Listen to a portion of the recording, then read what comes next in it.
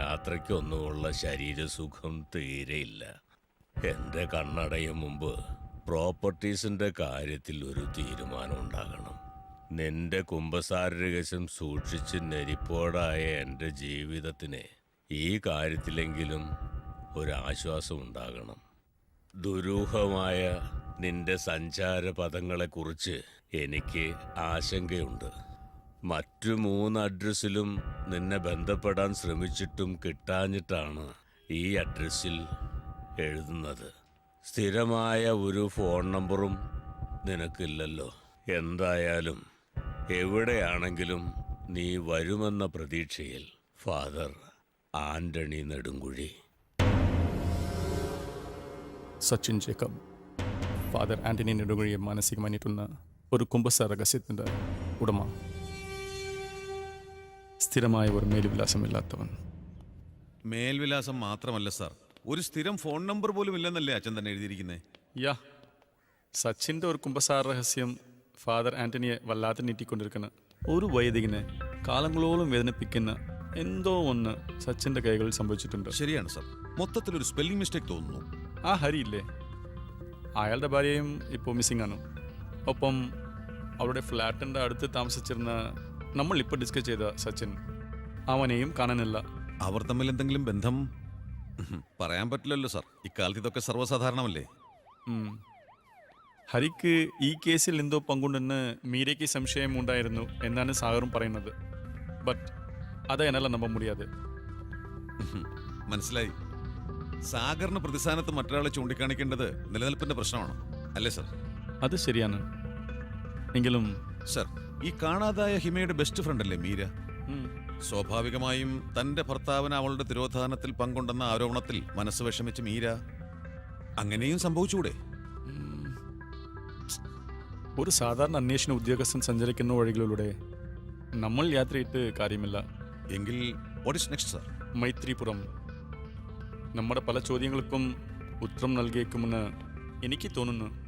ശരിയാണ് സർ, എനിക്കും അങ്ങനെ തോന്നുന്നു.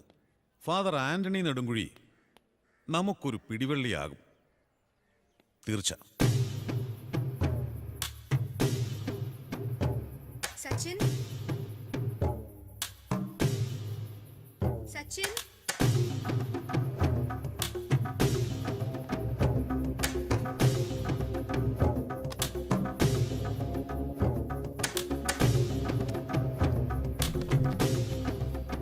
സച്ചിൻ.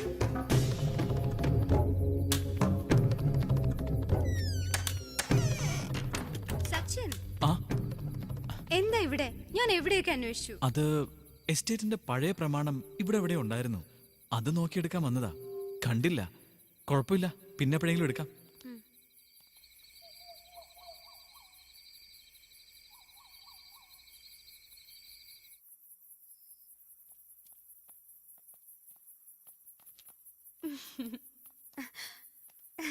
ബാംഗ്ലൂരിൽ നിന്ന് സുധാകർ ഷെട്ടിയുടെ മെസ്സേജ് വന്നു.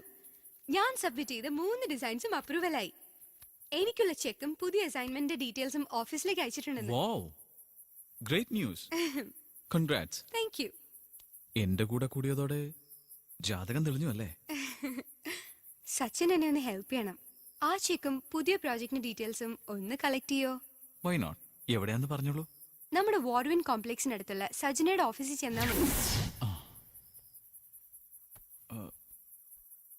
സജനയുടെ ഓഫീസിലോ? ആ അതെ, ഞാൻ അവളുടെ നമ്പർ തരാം. പിന്നെ നമ്മൾ തമ്മിലുള്ള ബന്ധം ഇപ്പൊ അവൾ അറിയണ്ട. പിന്നെ അതൊക്കെ ഞാൻ അവളോട് പറഞ്ഞോളാം. അപ്പൊ പിന്നെ ഞാൻ പോയി കളക്ട് ചെയ്ത സജനയ്ക്ക് അത് ഡൗട്ട് ആവില്ലേ? അതാരെങ്കിലും വിട്ട് എടുപ്പിച്ചാ മതിന്നേ.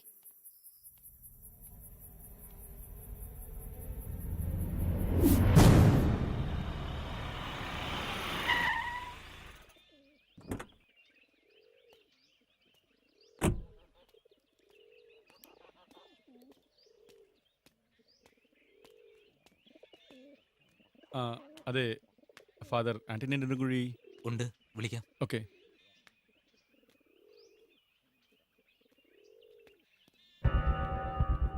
ആരാ? Good evening father. നമസ്കാരം. നമസ്കാരം. I am DYSP Sivaraman. ക്രിമിനോളജിയുമായി ബന്ധപ്പെട്ട് ഫാദർ എഴുതിയ പല ബുക്സുകൾ ഞാൻ വായിച്ചിട്ടുണ്ട്. സന്തോഷം. എന്താണാവോ വിശേഷിച്ച്? ഒരു കാര്യം അറിയണം ഫാദർ. IT ഉദ്യോഗസ്ഥനായ ഹരി നമ്പ്യാരുടെ ഭാര്യ മീരയെ കാണാനില്ല. ആ കേസുമായി ബന്ധപ്പെട്ടാണ് ഞാൻ ഇവിടേക്ക് വന്നത്. May be you can help me father. രാവിലെ മുതൽ ആരോ വരും എന്നൊരു ഇൻഡ്യൂഷൻ ഉണ്ടായിരുന്നു. അത് പോട്ടെ, ഈ വിഷയത്തിൽ എന്താണ് എൻ്റെ റോൾ? ഹരിയുടെ അടുത്ത ഫ്ലാറ്റിലെ ചെറുപ്പക്കാരനോടൊപ്പമാണ് മീര പോയിരിക്കുന്നത്. ആ ചെറുപ്പക്കാരനെ ഫാദർ അറിയും. ഒരു സച്ചിൻ ജേക്കബ്. സച്ചിനോ? സച്ചിൻ ജേക്കബിന് ഫാദർ അയച്ച കത്ത് എൻ്റെ കയ്യിലാണ് കിട്ടിയത്. രാവിലെ മുതൽ ആരോ വരുമെന്ന് ഫാദർ പ്രതീക്ഷിച്ചയാൾ സച്ചിനല്ലേ? അവൻ്റെ കുംഭസാർ രഹസ്യവും പേരി നീറുന്ന മനസ്സുമായി ജീവിക്കുന്ന ഫാദറിന് അവനെക്കുറിച്ച് കൂടുതൽ എന്തെങ്കിലും പറയാൻ കഴിയുമോ? അവൻ്റെ ഭാവി ജീവിതത്തിന് ഉപകരിക്കുമെങ്കിൽ എനിക്കറിയാവുന്ന ചില സത്യങ്ങൾ ഞാൻ പറയാം. വ്യവസായിയും പ്ലാന്ററുമായ ജേക്കബിന്റെ ജീവിതത്തിലേക്ക് മേരി എന്ന സ്ത്രീ കടന്നു വന്നതോടെ സച്ചിന്റെ അമ്മ ആനിക്ക് ജേക്കബിന്റെ ജീവിതത്തിൽ ഒരു സ്ഥാനവും ഇല്ലാതായി.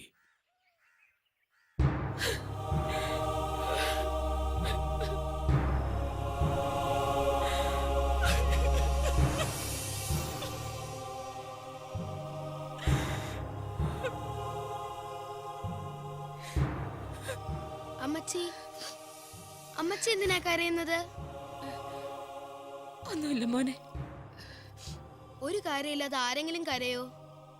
അമ്മച്ചി കരയുന്നത് കാണുമ്പോ എനിക്ക് സങ്കടമാ. മോ സങ്കടപ്പെടരുത്. അമ്മച്ചി എനിക്കറിയില്ല.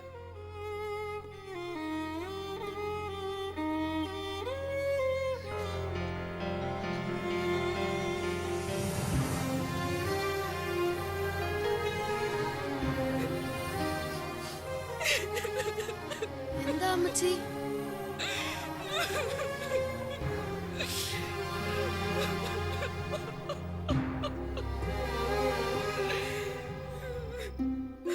മോനെ, മോനെ സച്ചൂട്ട, അമ്മച്ചി പോവുക. എങ്ങോട്ട്? നിന്റെ അപ്പച്ചനിപ്പോ ഈ അമ്മച്ചിയെ വേണ്ട മോനെ. എനിക്ക് വേണം എന്റെ അമ്മച്ചിയെ. സച്ചുമോൻ ഇനി അപ്പച്ചൻ പറയുന്നതൊക്കെ അനുസരിക്കണം. അമ്മച്ചി പോണ്ട ഒരിടത്തേക്കും. എന്നും എന്റെ അടുത്തുണ്ടാവണം.